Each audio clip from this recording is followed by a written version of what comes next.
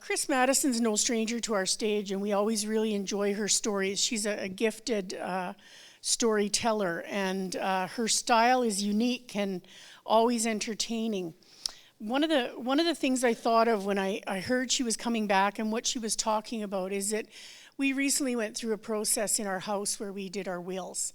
And in the process, we asked our kids for a list. We gave them 3 months to come up with a list of things that they might want that we have.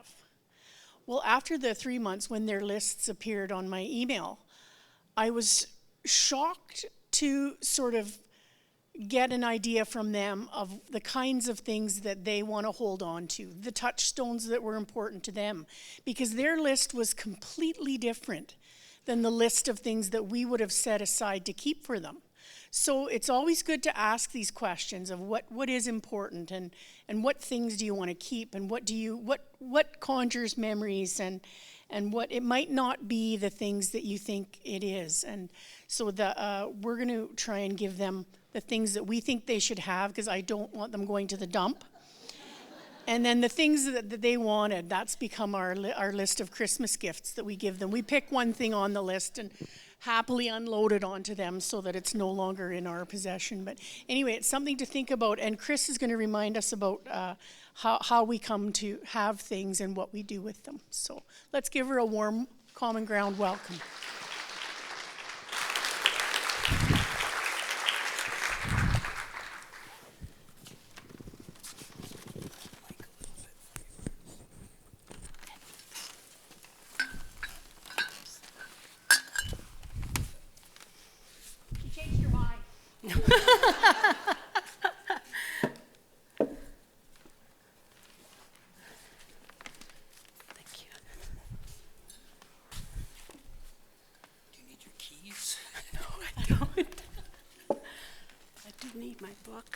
Story. Okay, here we go. Welcome.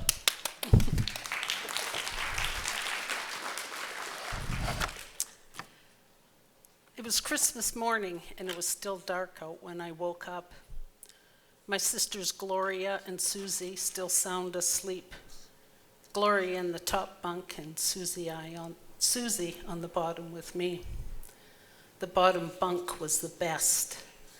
I didn't like climbing the ladder, and I was afraid I would fall. Gloria was so brave scaling that ladder every night. She was my hero. Susie and I liked the bottom bunk because we could drape sheets from the top bunk and make a fort. We pretended no one could hear or see us.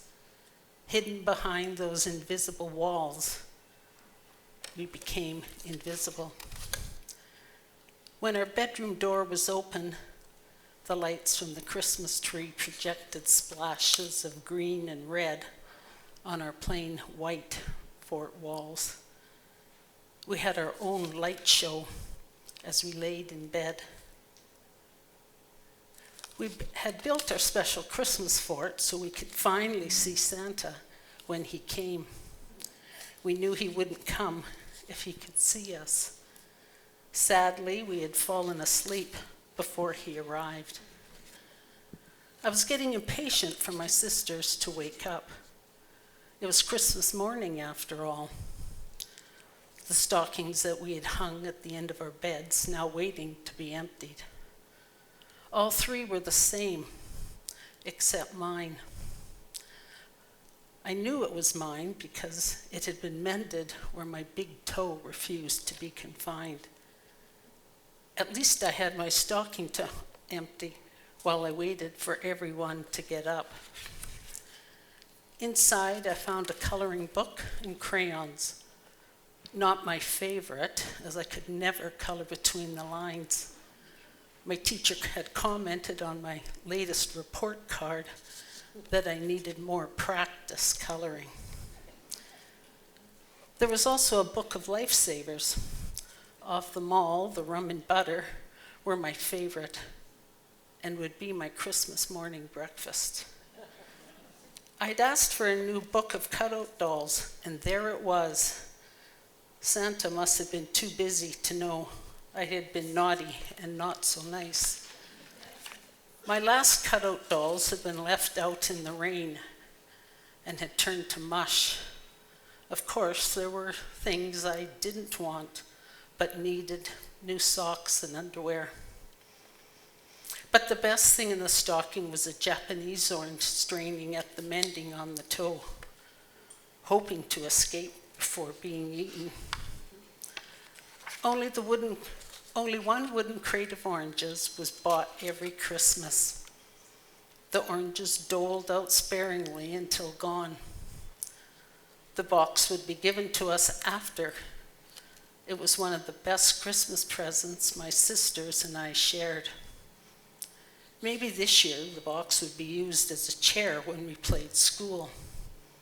Other years the boxes had been used for a moss altar in the bush behind our house, and some years as containers for collecting rocks and treasures. The house had filled with the smell of cabbage rolls that had been cooking all night.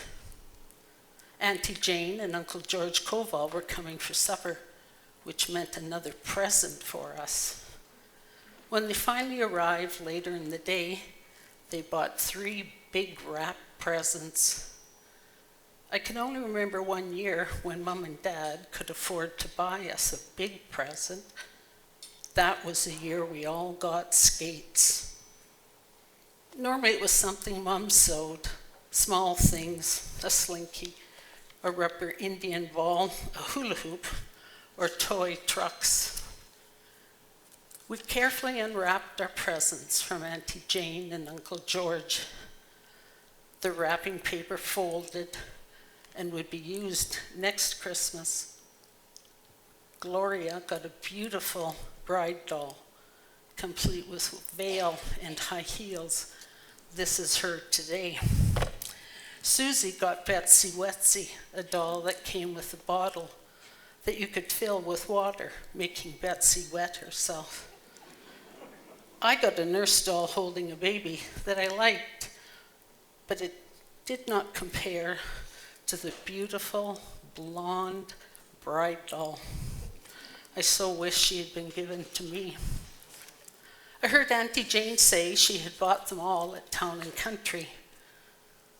I was so upset I had not got the bride doll. All the dolls had to be put away for the rest of the evening. Gloria kept her bride doll on a shelf, as if taunting me. She would take it down to rearrange the dress and to talk to her. Poor Bridie never got to go outside and go on adventures like my nurse doll or Betsy Wetsy. One day, when I was mad at Gloria, I took a marker and marked Bridie's face. I tried to tell my mother I'd been practicing my coloring. She wasn't convinced.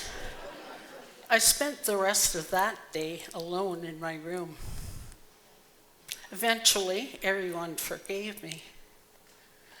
So the story about the disfigured bride doll brings me to my common ground story, a story about things passed down to us from our parents, grandparents, and siblings. When my mother died in 2011, we began cleaning out her house in preparation for selling it. My brother Don, Gloria, Susie, and I started the artist's task of going through the things my parents had collected for over 60 years. We all made lists as to what we each wanted, and after some negotiations, the lists were all agreed upon. As we went through the house, we came across the bride doll, tucked away in my sister Gloria's closet. My nurse doll and Betsy Wetsy, long gone. I was sure they went missing on one of my many adventures outside. But the bride doll survived from 1958 to 2011, 53 years. 66 years if you count until today. I still wanted that bride doll. Gloria was happy to give it to me. To this day, she has no idea why I wanted it.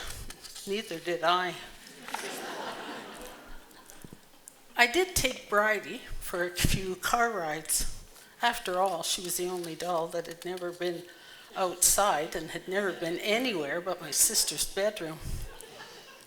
Now she sits in my closet for my children to decide what to do with her when they empty my house.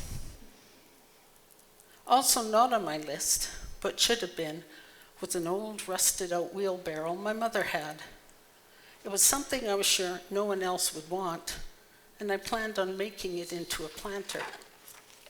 The wheelbarrow had been light and easy for her to push around. It was so rusted it had to have cardboard laid in its body to keep weeds and dirt in. One Mother's Day, I bought my mom a new heavy-duty wheelbarrow. She never used it, and it was sold at a yard sale we had after she died. The old rusted wheelbarrow said a lot about my mom.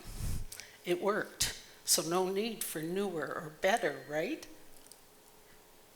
When we were working at the house one day, I noticed the wheelbarrow was gone. Apparently my brother had taken it to the dump on a scrap metal run. I was heartbroken. I should have had it on my list, as he had no idea that I wanted it. Also not making my list, and not on anyone else's, was a broken string of pearls that were in my mother's jewelry box. They were going to be thrown out. I never remembered my mom ever wearing them. They had been broken forever. The pearls had belonged to my mother's mom, who died when my mom was quite young.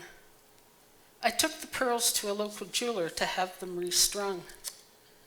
In the end, it cost me $100, only to be told that they were not real pearls. So now I have a fake pearl necklace that I do not know the story of, only that they belong to my grandmother. I wish I'd asked my mom what their story was. As the sorting of the things of the house continued, we found a set of dishes that hadn't been used in perhaps 30 or 40 years. Well, not actually a set, as all that remained were 5 plates, a beautiful bowl with a lid, a few cups and saucers, a cream and sugar set, and a cracked gravy boat and a platter. We did not have a china cabinet growing up, so they were discovered up in a top kitchen cupboard. They are chipped and the glaze is cracked. The set was beautiful in its day. Tiny pink roses lined the fluted plate and cup edges. They were destined for the garbage as they were deemed unsafe to eat from and not list-worthy. The set is now sitting in my china cabinet and rescued from the landfill, at least for now. My mother had a cast iron frying pan that she had had her whole married life. This had been the only frying pan she had for the longest time. It was a number 9 GSW cast iron frying pan, state of the art at the time. The wooden handle was long gone, and only the metal portion remained. No one wanted an imperfect frying pan. So my husband made a new wooden handle for it. I'd planned on keeping it for myself, but gifted it to my sister Susie, as Gloria had gifted me the bride doll. What did make my list were plain, tall vases that my mother used to display her flowers at the Kenora Fair. Back in the early 1960s, the Kenora Agricultural Society provided vases for anyone entering flowers, but only for the duration of the fair. My mother borrowed them, and I use that term loosely, as she kept them year-round at our house to ensure she had them to display her flowers in. I always teased her that she had technically stolen them. I took other vases from the house that my mother used at the fair. One she had actually bought. I continued the tradition of entering flowers in the fair until a few years ago. The bought and stolen vases making an appearance after she died. Another must-have on my list was a small sketchbook my father had. It had been tucked away in his dresser, a well-kept secret for many years. My father had not talked about the drawings. It was a pleasure put aside, a talent never explored. Raising 4 children and working 2 jobs, one at Ontario Central Airlines and one at the paper mill, never left much time for him to draw. The only drawings we have of his are in this book and were drawn pre-1949. I also took some things from my mom's garden, the little tiny black seeds from her old-fashioned tiger lilies that I then planted at my house in Laclou. In 1958, my parents had planted a silver maple seedling from my Aunt Jane and Uncle George's property in Jeffrey Mellick. It was my great-grandmother that had planted the original silver maple. I got 2 seedlings from the silver maple tree that grows in front of our family home that my nephew now owns. The descendants of the Jeffrey Mellick and 122 Regina Avenue silver maples, now in Laclou. After we had emptied the house, we had a yard sale. Tables lined the driveway and were filled with the many things my parents had accumulated over the years. Their life on display for all to see, a life where material things had been of little importance, a life well lived. In the grand scheme of things, in the grand scheme of life, things are not important.